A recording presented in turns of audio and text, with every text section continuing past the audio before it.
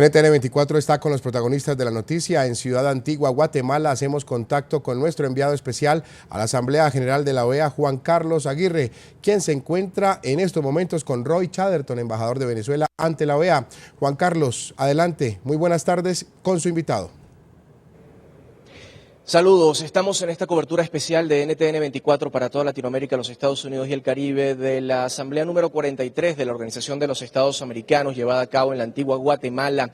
Ahora me encuentro en compañía del embajador de Venezuela ante el organismo, Roy Chatterton Matos. Embajador, háblenos sobre lo que trae Venezuela para esta asamblea, que normalmente se habla sobre cambios en el sistema interamericano de derechos humanos, se habla de propuestas que mejoren, según el punto de vista de Venezuela, la materia de los derechos humanos y la lucha, obviamente, contra las drogas.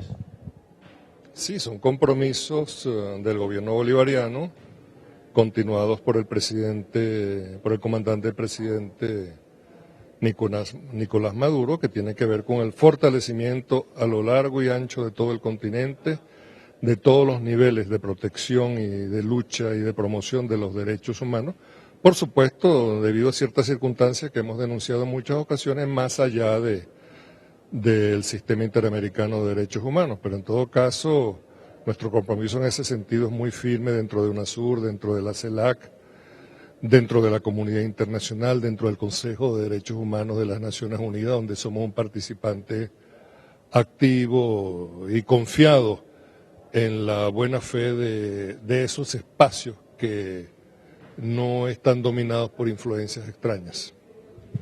En ese plano de buscar el consenso, de buscar la unidad tal vez en el continente americano, también hay críticos obviamente y aseguran que hablan del bloque del ALBA dentro de la Organización de Estados Americanos, de tal vez imponer la ideología por encima de los tratados de trabajo, digámoslo así. ¿Cuál es la opinión de Venezuela, que además es uno de los países cabeza del ALBA?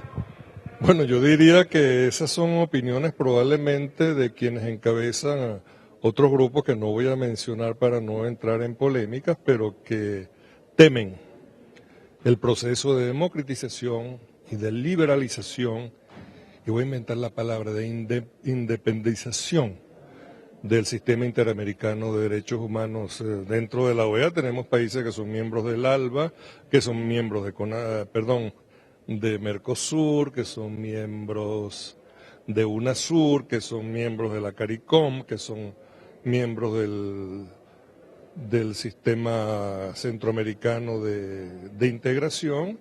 Así que llame la atención especialmente la política de los países miembros del ALBA. Además, las políticas de izquierda, las políticas progresistas que buscan hacer de la OEA una organización libre e independiente van mucho más allá del ALBA.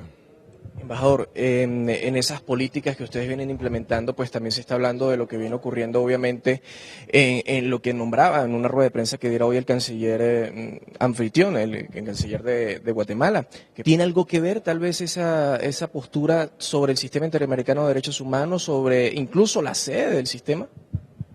Sí, no es la primera vez que tan distinguidos cancilleres participan en una Asamblea General de la OEA.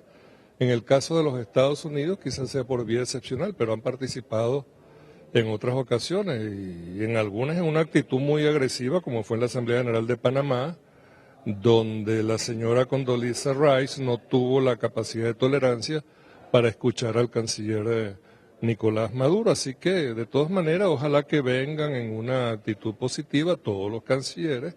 Nuestro canciller Elías Jagua está en el mejor ánimo de colaboración, de participación, porque de eso se trata nuestra democracia en Venezuela. Es una democracia participativa que incluye la representativa, pero es superior a ella.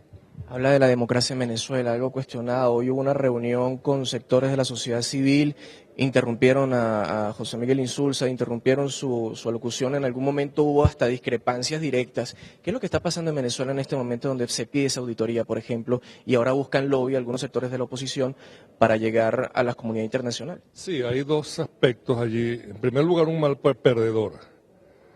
Perdió por una diferencia de 1.5 puntos, pero eso en cualquier país es aceptado dentro del sistema electoral legal y constituido. Eso ha ocurrido en otros países por diferencias muchísimo menores. Inclusive se han dado casos donde el que llega en segundo lugar gana las elecciones, como es el caso del señor Bush, que ganó la presidencia de los Estados Unidos en medio de una situación de fraude electoral, sumado a un sistema electoral con enormes deficiencias. Y bueno, ahí está. En el caso de Venezuela, el mal perdedor, que es el señor que fue candidato, tiene otra particularidad, que es un hombre violento, intemperante y además que entra en estallidos emocionales. Yo le puedo dar el ejemplo de cuando él penetró la embajada de Cuba al frente de un grupo de linchadores de clase media alta, cuando el golpe que derrocó al presidente Chávez en el 2011. Él hizo el papel de policía ese mismo día, participando en una suerte de linchamiento del ministro del Interior junto con el señor Leopoldo López. Hasta coscorronazos le dieron en una actitud que desdice de la condición de líder político de este señor. Y para colmo, 11 muertos en la conciencia de este señor, que llamó a la población que lo apoyó y que no es nada despreciable porque fueron más de 7,5 millones de venezolanos, pero en medio de su iracundia llamó a la gente a desahogar sus emociones y el desahogo de las emociones fueron 11 muertos, inclusive 2 niños.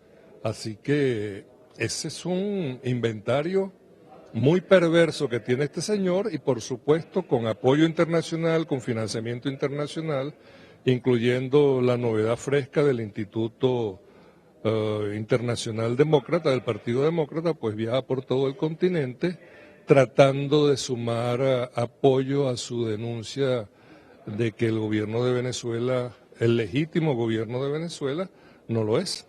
Si esa lectura la tienen algunos gobiernos o la mayoría de los gobiernos en América Latina que ya han aceptado la victoria, en este caso dada a conocer por el Consejo Nacional Electoral de Nicolás Maduro, hay otros que dicen, bueno, entonces ¿por qué es Nicolás Maduro, el presidente de Venezuela, el intemperante tal vez, el venático que se molesta porque visiten los diputados o el candidato o el excandidato a otras naciones?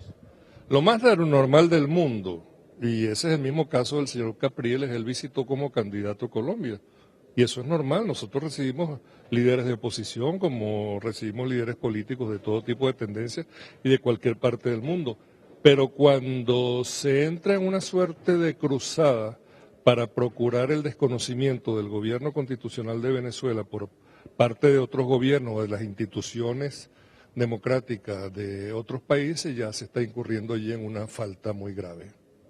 En este orden de ideas, y ya para finalizar, sé que su tiempo es apretado, embajador, ¿cuál es en este momento el papel de Venezuela para fortalecer o para ayudar, por qué no, a la paz en el continente, en la región?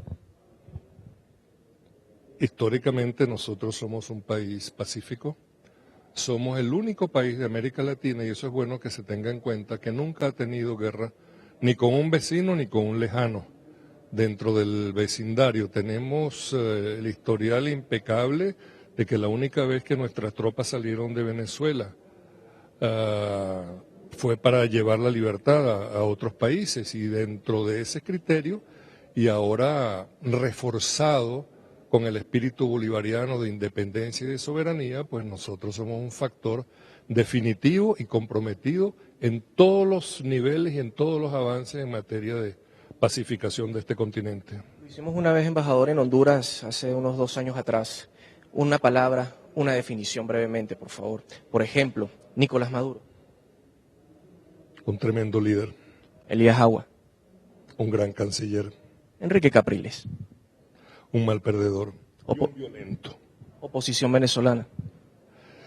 Con una división lamentable, porque la mayoría son gente moderada democrática y sin embargo está secuestrada por la minoría violenta que es la que determina el curso de la oposición en Venezuela. Eso es lamentable. Organización de Estados Americanos. Digamos que una caja de resonancia, un foro para el debate democrático a pesar de todas las trabas y de todos los trucos que se nos imponen a los países de izquierda. Estados Unidos. El imperio que no termina de aprender que hay países que pueden ser amigos, pero que van a ser independientes o que ya son independientes, como es el caso de Venezuela. Juan Manuel Santos. Un presidente electo por su pueblo, un presidente legítimo, un presidente constitucional como es nuestro presidente Nicolás Maduro. Colombia. El amor de Venezuela. Paz. Viene.